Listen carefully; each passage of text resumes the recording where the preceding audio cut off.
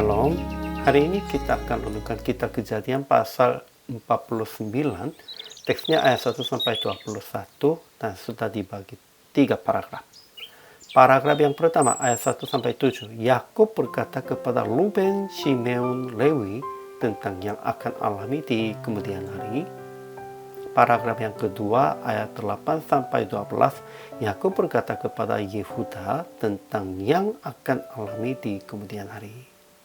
Paragraf yang ketiganya ayat 13 sampai 21, Yakub juga berkata kepada Zebulon, Isakar, dan Gad, Asher, Naftali.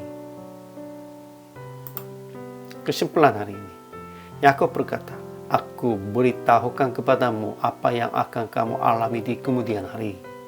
Dan dia berkata secara detail kepada 12 anak masing-masing dengan kata berkat dan kutuknya. Ruben telah menaiki petiduran ayahnya. Simeon dan Lewi telah menipu dan membunuh orang Sikem. Mereka dikutuk. Tetapi Yehuda diberkati. Dia akan dipuji oleh saudara-saudaranya dan menjadi kuat seperti singa jantan, dan tongkat kerajaan tidak akan beranjak dari dia. Zebulon, Isakar, dan Gad, Asher, dan Naftali juga diberitahukan tentang kemudian hari. Ajaran tentang Allah. Memang Yakubnya berkata tentang itu, namun Allah memberikan kata-kata di mulut Yakub supaya beritahukan kepada anak-anaknya tentang yang akan alami di kemudian hari.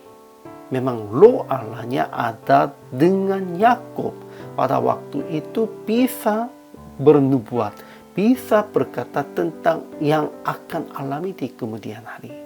Itu semuanya lancaran Tuhan. Ajaran tentang manusianya pertama, Ruben, Simeon, Lewi akan menanggung upah tentang perbuatan mereka. Merekanya akan menanggungnya begitu tentang perbuatan yang jahat. Sehingga kita juga harus ingat tentang ini. Kedua, Yehuda akan dipuji dan disembah oleh saudara-saudaranya. Tongkat kerajaan akan tetap ada bagi keturunan Yehuda. Memang Yehuda, kalau kita berpikir, memang kebaikannya juga ada. Namun daripada itu hanya pilihan Tuhan. Kita harus fokusnya tentang ini. Ketiga, Zebulon, Isakar, dan Gad, Asher, dan Naftali juga ada di dalam rancangan Tuhannya.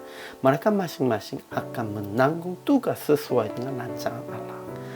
Sekalipun sedikit-sedikit sudah dituliskan pendek-pendek, pasti ada rancangannya Tuhannya.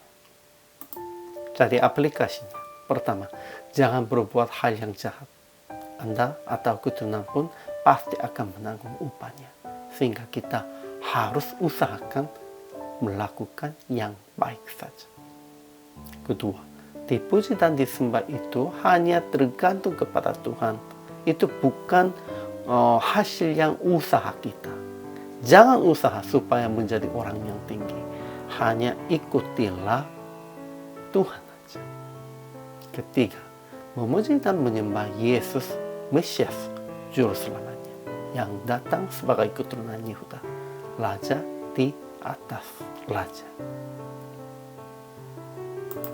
Akhirnya PR praktik hari ini memuji dan menyembah hanya bagi Yesus. Jangan meninggikan seorang, dan renungkan rancangan Tuhan yang Ia sediakan untuk Anda di dalam doa dan renungkan firman.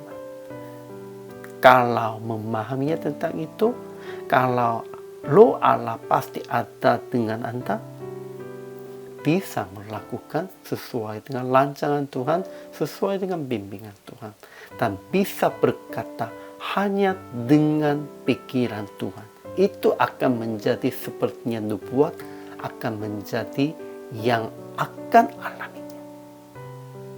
Semua orang percaya bisa berkata tentang itu. Hari ini juga, selama melayani, Tuhan Yesus memberkati.